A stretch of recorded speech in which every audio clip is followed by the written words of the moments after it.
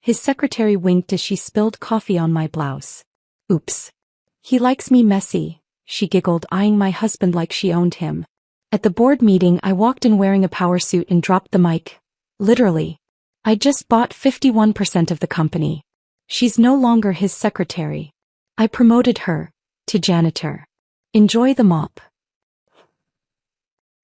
His secretary winked as she spilled coffee on my blouse. The memory burned hotter than the scalding liquid that had soaked through my cream silk top just hours earlier. I stood in my walk-in closet, staring at the stained garment I'd flung over the hamper, still unable to process what had happened at Crawford Industries today. A company that once bore my DNA in every brick, policy and handshake was now a place where I, Ruby Crawford Hamilton, was treated like an unwelcome outsider. Before I continue my story about reclaiming my family's legacy, I want to thank you for joining me on this journey of rediscovery and empowerment. If stories about standing your ground and fighting for what's rightfully yours resonate with you, consider subscribing. It's completely free and connects you with others who believe in preserving what matters most. Now let's dive in. I ran my fingers over the row of power suits I hadn't worn in 15 years, each with price tags still attached. Impulse purchases for a return to corporate life that never materialized. Beyond them hung the faded photograph of my father and me standing before the original Crawford Industries building, a converted warehouse with a hand-painted sign. Dad's arm wrapped protectively around my shoulders, his weathered face beaming with pride as he held up the keys to our future. "Remember what matters, Ruby girl," Matthew Crawford would say, his voice like worn leather. "It's not about the money in the bank. It's about building something that outlasts you." My father started Crawford Industries in our garage with nothing but a second-hand drill press and unwavering determination. By the time I graduated college, the company employed over 200 people. Most from our neighborhood, many related to each other, all treated like extensions of our family. Dad insisted I learn the business from the ground up. Summer vacations meant working in shipping, then accounting, then sales. After business school, I became the youngest operations manager in the company's history. The employees respected me not because I was the boss's daughter, but because I remembered their spouses' names and asked about their children's baseball games. Because I brought homemade cookies to meetings and stayed late helping the cleaning staff when deadlines loomed. Because I was my father's daughter in more than just name. Then along came Bentley Hamilton, charming, ambitious, with a sales pitch that could seduce even the most reluctant clients. He joined our sales team and immediately broke company records. Unlike the other newcomers, he took time to learn our history, to understand the Crawford philosophy of business with a handshake integrity. Or so I thought. "You're the heart of this place," Bentley told me on our third date as we walked through the empty factory floor after hours. "Your father built something special, but you're the one who makes it beat." I believed him. I fell for his vision of us running the company together someday, continuing Dad's legacy while modernizing responsibly. Marriage came quickly, followed by our first child barely a year later. When little Matthew was born, my priorities shifted overnight. The company that had been my second home suddenly felt less urgent compared to the miracle in my arms. Bentley suggested I take a temporary leave. "Just until he's in school," he assured me, cradling our son. "The company will always be there. These moments won't." Dad raised concerns during our Sunday dinners. "Business is about consistency, Ruby," he warned, passing the potatoes. "Step away too long, people forget whose name is on the building." But I was sleep-deprived and in love with motherhood. Our daughter Eliza arrived 18 months later, and my temporary absence stretched indefinitely. Then came the stroke. One minute Dad was delivering a toast at the company picnic. The next he was unconscious on the grass, half his body suddenly betraying him. The following weeks blurred into a nightmare of hospital corridors and devastating prognosis. With Dad incapacitated and me overwhelmed with 2 toddlers in his medical care, the board unanimously appointed Bentley as acting CEO. "Just until things stabilize," the board chairman assured me, patting my hand like I was a child. "Bentley understands Crawford values." The first changes seemed innocuous. The company newsletter went digital to save trees. The annual Christmas bonuses became performance-based rather than equal across departments. The company picnic moved from the local park to an upscale country club. Each time I questioned a change, Bentley had a plausible explanation wrapped in business terminology that made my domestic concerns sound naive. "Margins are tightening, Ruby. We can maintain your father's values without clinging to outdated practices. 5 years after Dad's stroke, I visited headquarters to drop off homemade cookies for Admin Appreciation Day, a tradition Dad started decades ago. The receptionist, a young woman I'd never met, asked for my ID. When I mentioned I was Matthew Crawford's daughter, she stared blankly. I'm not familiar with that name. Is he in accounting? That night, I confronted Bentley over dinner. Nobody there even knows who Dad is anymore. Bentley reached for his wine glass, not meeting my eyes. We've had significant turnover, Ruby. You can't expect new people to know ancient history. Ancient history? Dad founded that company. His name is literally on the building. It's just business evolution. Nothing personal. But it was personal. Each subsequent visit revealed another piece of my father erased. The mission statement he crafted, quality, integrity, family, disappeared from letterhead. The wall of employee service awards was replaced with sleek digital displays showing stock prices. The comfortable break room where Dad hosted monthly birthday celebrations became a sterile collaboration space, with uncomfortable modern furniture. Last Christmas, the company party excluded retired employees for the first time in Crawford history. When Mrs. Abernathy, Dad's first bookkeeper, called me in tears after receiving no invitation, something inside me cracked. I drove to the assisted living facility where Dad now resided, his once powerful frame diminished but his eyes still sharp. He's changing everything, I whispered, holding his good hand. Crawford Industries doesn't feel like ours anymore. Dad squeezed my fingers with surprising strength. With labored speech, he managed 4 clear words that haunted me for months. Then take it back. I dismissed the idea as impossible. I'd been away too long. The board now consisted of Bentley's hand-picked allies. My corporate wardrobe gathered dust while I chauffeured teenagers and coordinated Dad's medical care. How could I possibly reclaim a company that had moved on without me? Then came today's coffee incident. Savannah Miller's calculated cruelty and my husband's dismissive response weren't just workplace drama. They were symptoms of how far Crawford Industries had fallen from my father's vision.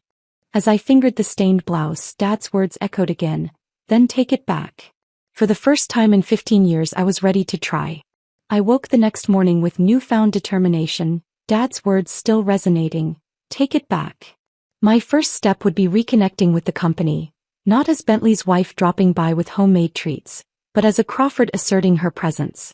I selected a simple cream silk blouse and charcoal pencil skirt, professional but not imposing, and drove downtown to the gleaming glass building that had replaced Dad's modest brick headquarters 5 years ago. The security guard at reception didn't recognize me. I'll need to see some ID, ma'am, he said, barely glancing up from his monitor. I presented my driver's license, swallowing the bitter pill that once upon a time, every employee knew Matthew Crawford's daughter by sight. Mrs. Hamilton to see Mr. Hamilton, he announced into his phone after checking his visitor list. No, not on the schedule. Spouse visit. The word spouse carried the subtle weight of inconvenience. I was logged as a personal interruption, not a professional courtesy. The elevator doors opened to the executive floor, a space unrecognizable from my days as operations manager. Gone were the warm wood-paneled walls and family photos of employees' milestone celebrations. Everything was chrome, glass, and stark white, the air perfumed with something synthetic that reminded me of hotel lobbies. Even the lighting felt harsh, designed for alertness rather than comfort. Mrs. Hamilton. A young woman approached, moving with practiced efficiency in impossibly high heels. What a surprise. We weren't expecting you. Her smile revealed perfect teeth, but it didn't reach her eyes. Her badge identified her as Savannah Miller, Executive Assistant. She couldn't have been more than 26. With a sleek ponytail so tight it looked painful and a skirt so fitted it restricted her stride to tiny measured steps. Is Bentley available? I thought I might take him to lunch, I said, matching her polite tone while noting how she'd positioned herself between me and the hallway leading to his office. Savannah's expression flickered, almost imperceptibly, before regaining its professional veneer. He's in a conference call that should wrap up shortly. Why don't I get you settled in the waiting area? Can I bring you some coffee? The waiting area turned out to be a sterile arrangement of uncomfortable modernist chairs near the elevator. Not Bentley's office as protocol would dictate for the wife of the CEO. I'd been relegated to visitor status. Common. Sonal. Black, please, I answered, watching her retreat toward the break room. Through the glass walls, I observed her typing rapidly on her phone before preparing the coffee, her lips curled in what appeared to be amusement. Savannah returned with 2 coffee cups, handing me one while keeping the other, adorned with a perfect imprint of bright red lipstick, for herself. Mr. Hamilton should be free soon, she said, remaining standing though there were empty chairs. He's been under such pressure lately with the Anderson merger. I've been staying late most nights to help him manage the workload. The emphasis on nights wasn't subtle. Nor was the proprietary way she adjusted her blouse, drawing attention to the monogrammed cufflinks securing her sleeve, cufflinks I'd given Bentley for our 10th anniversary. I was contemplating this revelation when Bentley's laugh echoed down the hallway, that specific laugh he reserved for important clients and board members.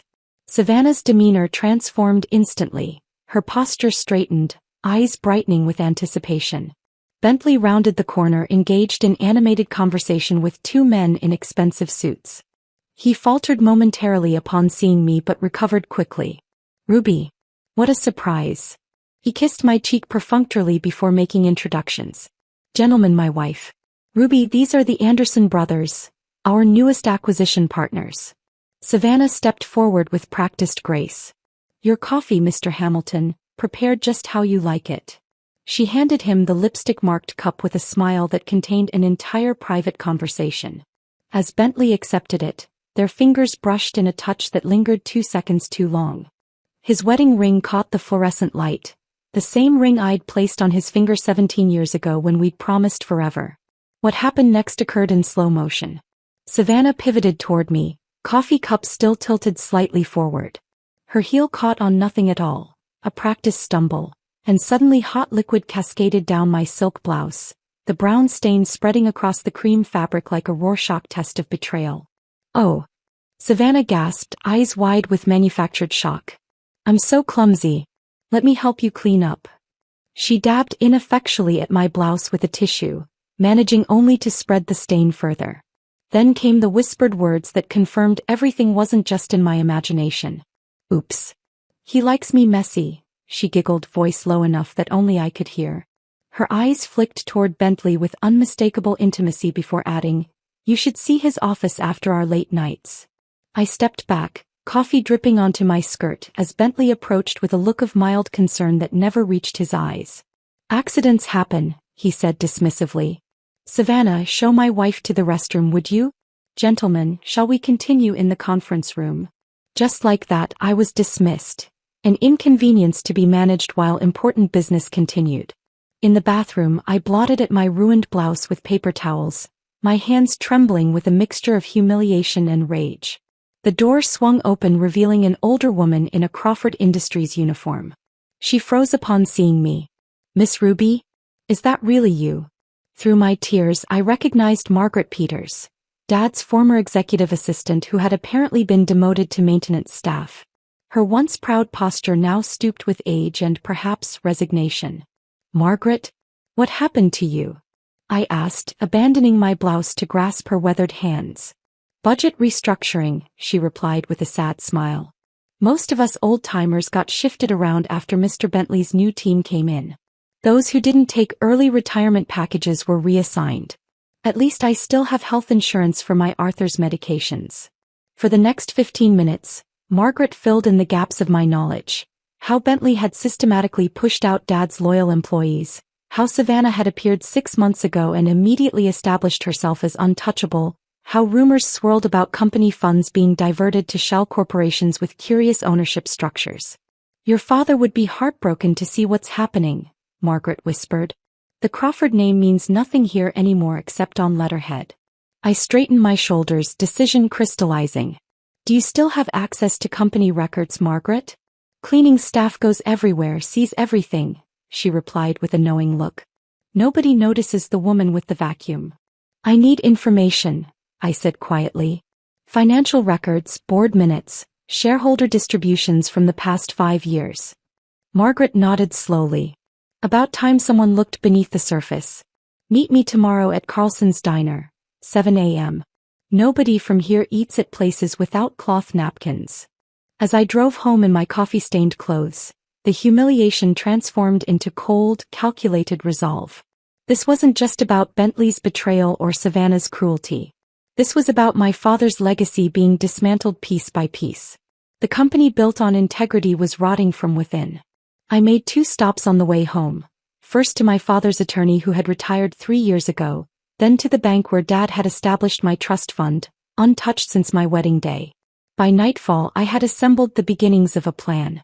Crawford Industries might have forgotten who built it, but I was about to deliver one hell of a reminder. Carlson's Diner hadn't changed in 20 years. Same cracked vinyl booths, same coffee-stained menus, same smell of bacon grease and maple syrup.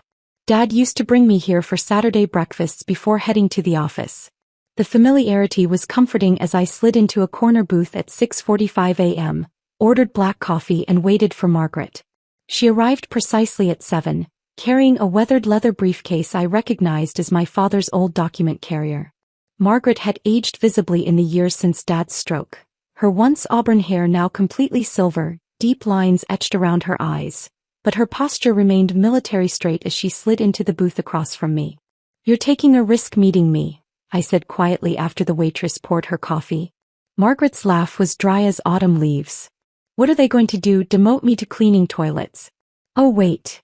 He tapped the briefcase. "I've been gathering things for years. Didn't know why, just felt wrong throwing away the real Crawford history. Guess I was waiting for you to come back." She unlatched the case and passed me a thin folder. "Start with these board minutes from the last 5 years. Notice who's missing from attendance." I flipped through the documents, confusion mounting. "There are no Crawford representatives here except Bentley."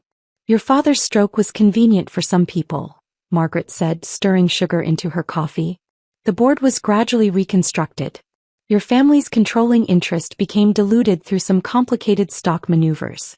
I'm no financial expert, but even I could see something wasn't right. But the company is still called Crawford Industries. We still own the majority shares. On paper, maybe." Margaret slid another folder toward me. "These are property acquisitions made by shell companies that, if you look closely enough, all trace back to a holding company called BHS Enterprises. These Bentley Hamilton Securities. I guessed." Margaret nodded. "With an interesting silent partner, S. Miller Investments." "Savannah Miller," I whispered, the coffee incident suddenly taking on new dimensions. This wasn't just an affair. This was a calculated business partnership. "There's someone else you need to talk to," Margaret said, checking her watch. "George Whitman." The name hit me like a physical blow. George had been Dad's best friend, our chief financial officer for 30 years and my honorary uncle. He'd taught me to drive, attended my college graduation and given a heartfelt toast at my wedding. Then he'd suddenly retired 3 years after Dad's stroke. "I thought he moved to Florida," I said. Margaret shook her head. "Live's 20 minutes from here." Bentley spread rumors about early dementia to discredit him when George questioned some financial decisions. Last I heard, he was consulting for small businesses and avoiding anything with the Crawford name. She wrote his address on a napkin. "He's been waiting for this day longer than I have." I found George's modest ranch-style home in a quiet subdivision across town. The man who answered the door bore little resemblance to the robust financial wizard who'd once commanded our boardroom. His shoulders had collapsed inward, his former wrestler's physique diminished. But his eyes, those shrewd blue eyes that could spot a discrepancy in a financial statement from across the room, lit up with recognition. "Ruby Crawford," he breathed, enfolding me in a bear hug that smelled of pipe tobacco and aftershave.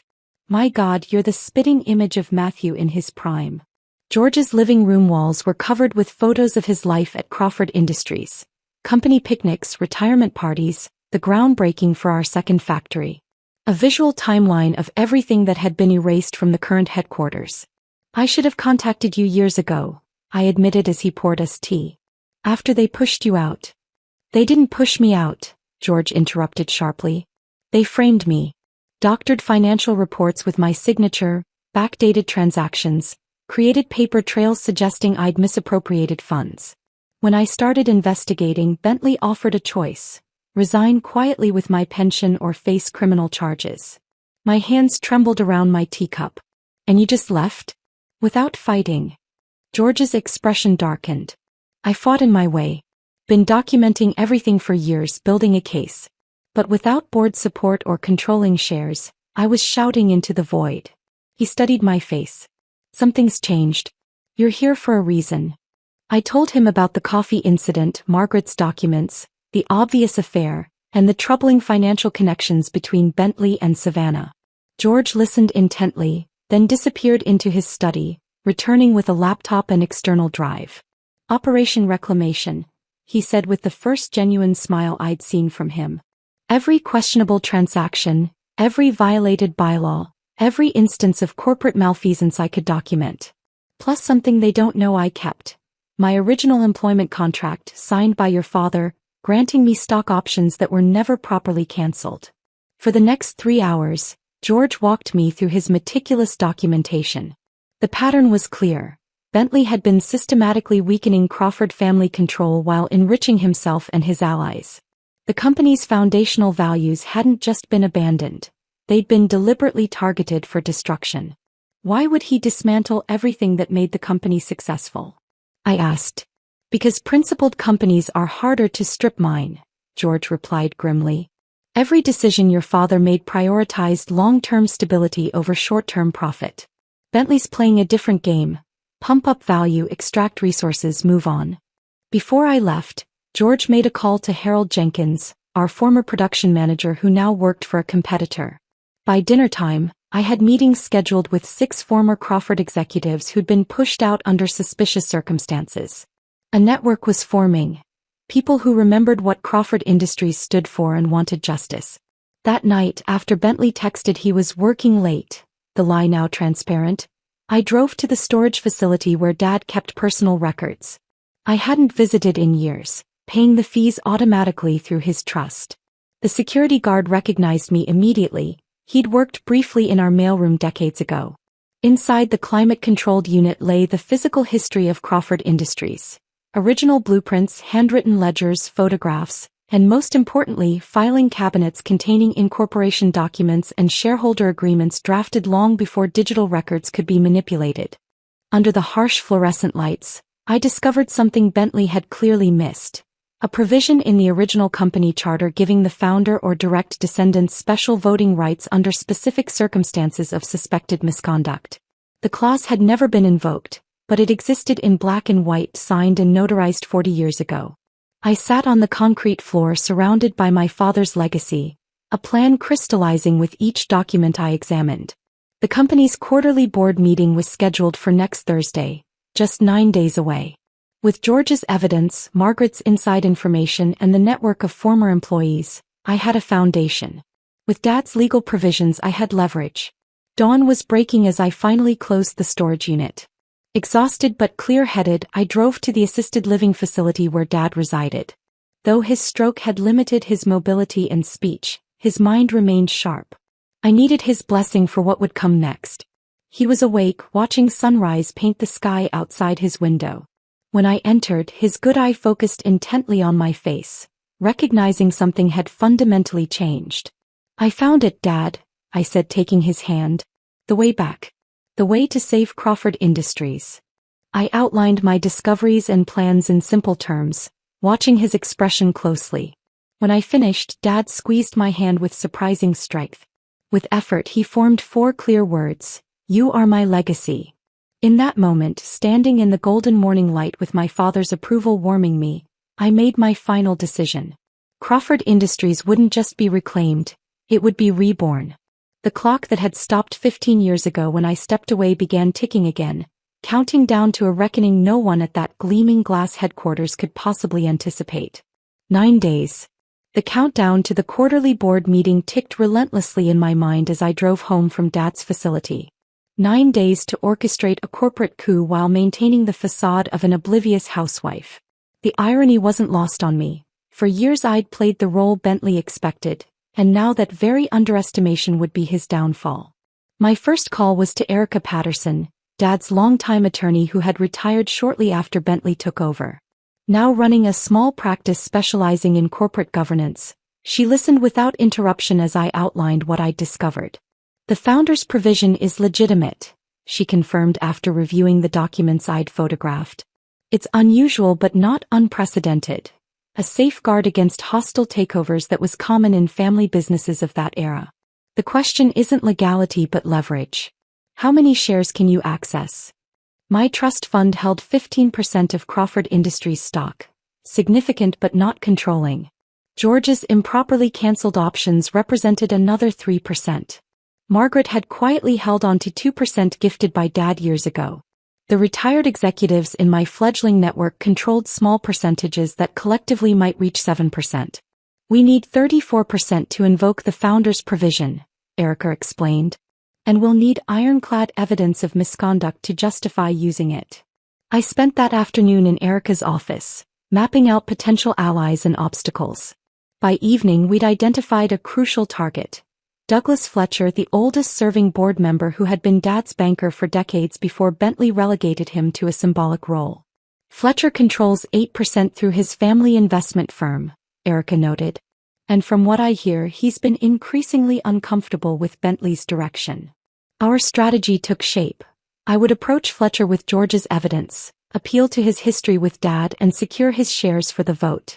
Meanwhile, Erica would quietly contact other minority shareholders who'd been sidelined in recent years. At home I maintained perfect normalcy. When Bentley returned that night, I greeted him with a gentle kiss and no mention of the coffee incident. During dinner, I listened attentively to his complaints about incompetent middle management, while silently identifying which loyal employees I would reinstate after the takeover. "You seem different," Bentley remarked, studying me over his wine glass. "More present." I smiled, channeling 15 years of acting experience as the supportive wife. "Just trying to take more interest in your work. I've been thinking about Dad's legacy lately." Something flickered in Bentley's eyes. Caution perhaps. "Matthew's condition hasn't changed, has it?" "No, just reflective, I guess. The kids are practically grown. Maybe it's time I found something meaningful to do with my days." Bentley's relief was palpable. "You should take a class. Join a charity board. Something fulfilling but flexible." His tone made clear what he meant. Something that wouldn't interfere with his life or career. The next morning, I met Douglas Fletcher for coffee at an out-of-the-way cafe where Crawford employees wouldn't venture. At 72, Fletcher remained sharp, his handshake firm as he assessed me with banker's calculated eyes. "You look like Matthew in his prime," he said, the exact words George had used. Same determination around the mouth. I presented the evidence methodically: the shell companies, the diverted funds, the systematic dismantling of Crawford values. Fletcher listened without comment, occasionally making notes in precise handwriting. When I finished, he closed his leather portfolio slowly. "I've known something was wrong for years.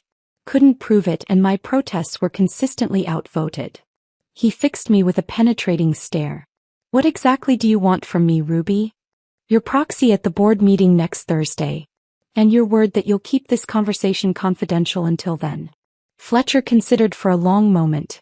"Matthew saved my bank during the savings and loan crisis when everyone advised him to pull his accounts. Said he valued relationship over interest rates." He nodded once, decisively. "You have my proxy." Day by day our coalition grew. A retired vice president pledged his shares. So did a former plant manager. 3 regional sales directors who'd been pushed out during restructuring eagerly joined our cause. By day 5 we controlled 29%, tantalizingly close to the threshold needed. Meanwhile I lived a double life with increasing difficulty. While preparing family dinners I took coded calls from Erica about stock acquisitions. While doing laundry I studied corporate bylaws. While Bentley slept I emailed strategic documents to our growing team of allies. The charade nearly collapsed on day 6. I was reviewing confidential financial records in my home office when Bentley returned unexpectedly from work. I barely had time to switch screens before he appeared in the doorway. "What are you working on so intently?" he asked, loosening his tie. "Planning Dad's 75th birthday," I lied smoothly. "The assisted living facility is helping coordinate something special." Bentley frowned. "That's months away. You know me, always the overplanner." I closed the laptop casually. "Bad day at work?" Fletcher's being difficult about the Anderson acquisition. Suddenly questioning every detail like he's relevant again. Bentley poured himself a scotch from the small bar in the corner. And someone's been accessing old personnel files. IT flagged it this morning. My pulse quickened. Margaret had been using her cleaning staff credentials to gather information. Probably just a system glitch. Probably. Bentley studied me over his glass. You visited your father yesterday?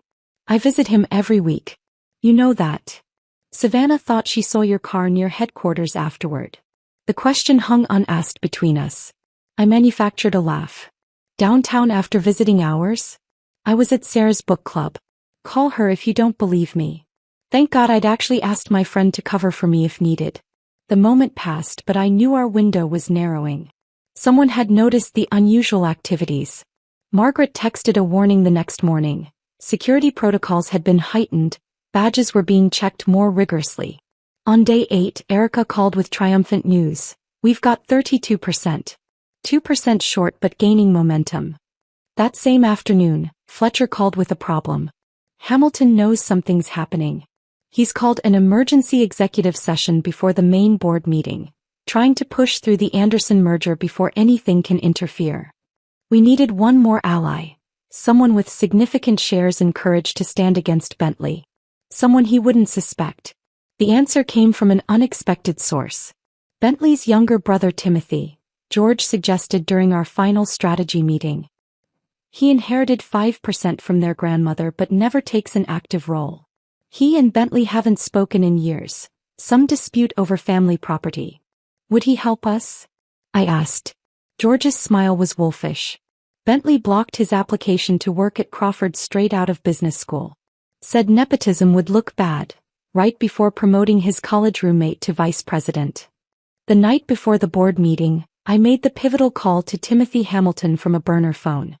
He listened silently to my proposition, asked 3 incisive questions that confirmed his business acumen, then simply said, "Email me where to sign." With Timothy's shares we controlled 37%, enough to invoke the founder's provision and force a comprehensive vote on leadership. The final evening I stood before my closet contemplating the battle uniform for tomorrow's war. The power suits still bore price tags, preserved in plastic for a return to corporate life that had never materialized, until now. I selected a charcoal gray suit with subtle Crawford blue pinstripes. Dad's favorite color, incorporated into every company logo until Bentley rebranded with sleek silver. I laid out crisp documents in my briefcase.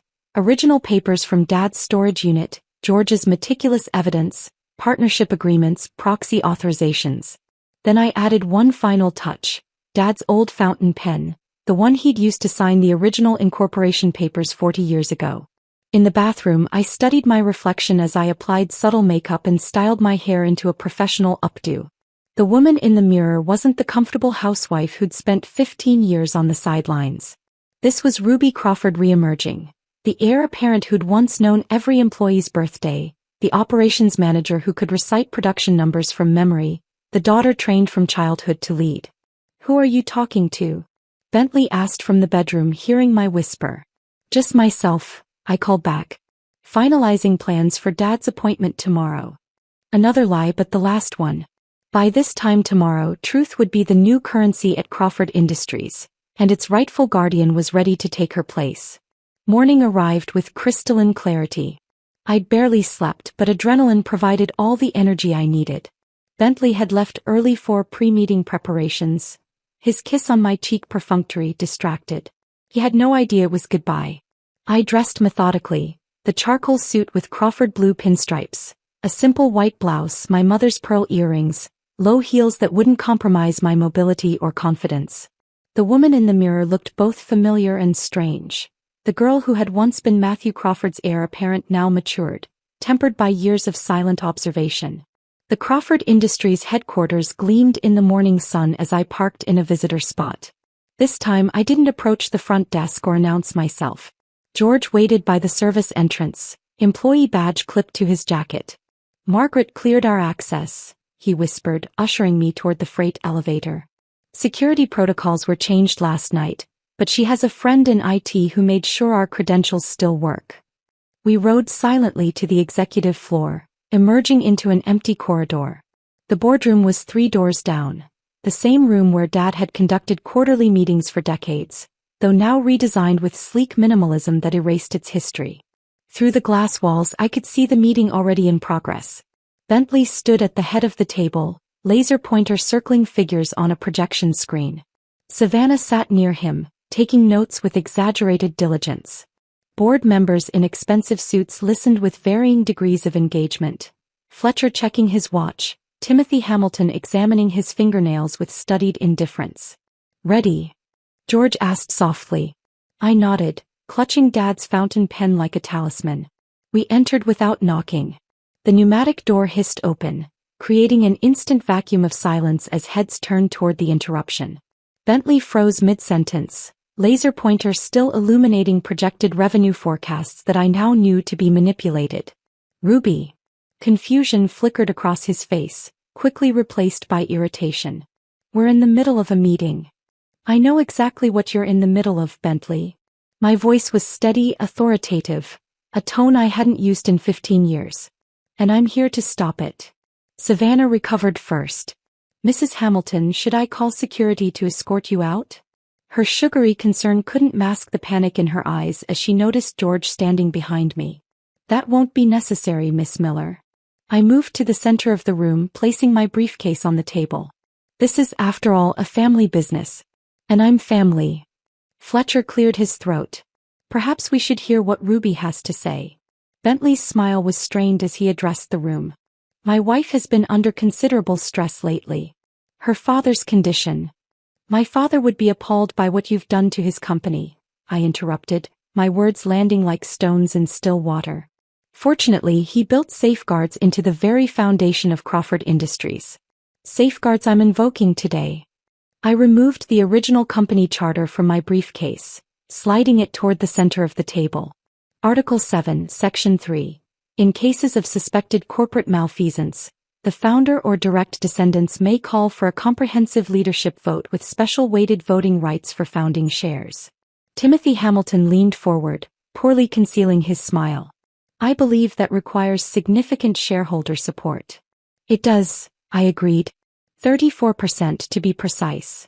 I placed a stack of proxy statements beside the charter. "I control 37% as of this morning." Bentley's face drained of color. "That's impossible. You only have 15% through my trust," I finished for him.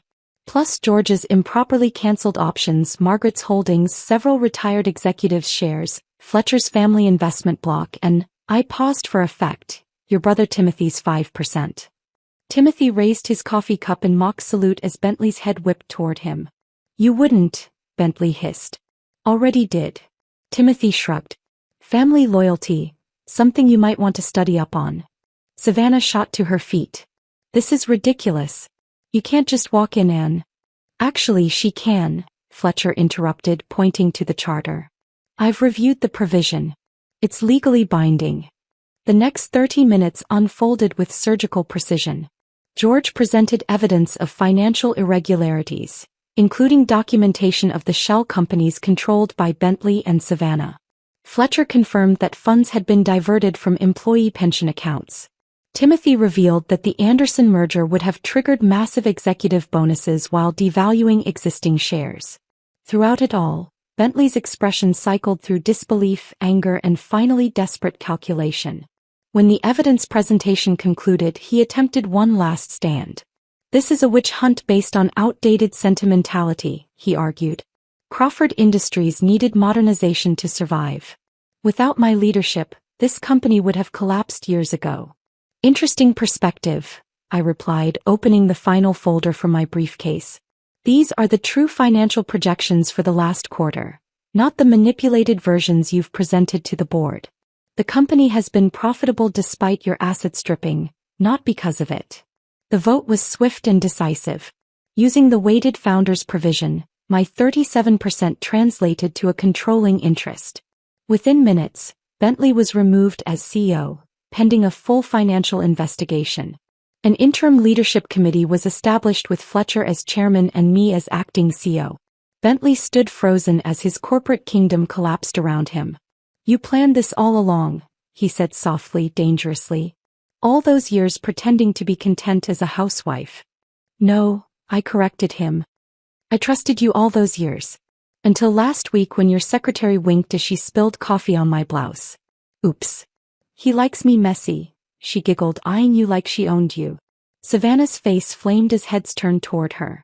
That moment crystallized everything wrong with what you'd done to Crawford Industries, I continued. It wasn't just about our marriage. It was about the legacy you were destroying. Security arrived to escort Bentley and Savannah from the building. As they reached the door, I made one final announcement. Miss Miller, you're not fired. The surprise on her face was almost comical. Crawford Industries has always valued loyal employees. You'll be reassigned to facilities management, effective immediately. Margaret will show you where to find the cleaning supplies. After the meeting adjourned, I stood alone in the boardroom, emotions finally catching up to me. The victory felt hollow without Dad witnessing it. My marriage was over. My children would have questions I wasn't sure how to answer. My phone buzzed with a text from my daughter. Mom, what's happening? Dad just called sounding weird. Reality crashed down. Corporate coups made for clean narratives in business journals, but messy aftermaths in real life. I'd reclaimed my birthright but lost my partner of 17 years. Right or wrong, necessary or not, there would be collateral damage.